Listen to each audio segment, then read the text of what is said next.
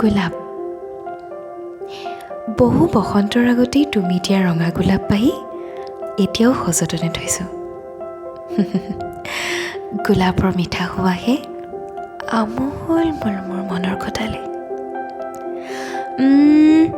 অভিমানবোৰ যে বাৰে বাৰে কৰা, অৱশ্যে নকৰিবা কিয়? অভিমানে নহয় জানো প্ৰেমৰ সুকীয়া মাদকতা? জানা, ফাগুন যদি প্ৰেম হয় তেনে পচোৱা যাক তাৰ মৰম। ফাগুনে মনক বান্ধি ৰাখি আৰু পচুৱাই কাষলৈ চপাই আনে। বহাগে ৰং সানে, শাওনে জীপাল কৰে, আৰু আহিনে কান্দে। যি কান্দোনত চকু হালত প্ৰাণ পাই উঠে এপাহি ৰঙা গোলাপ।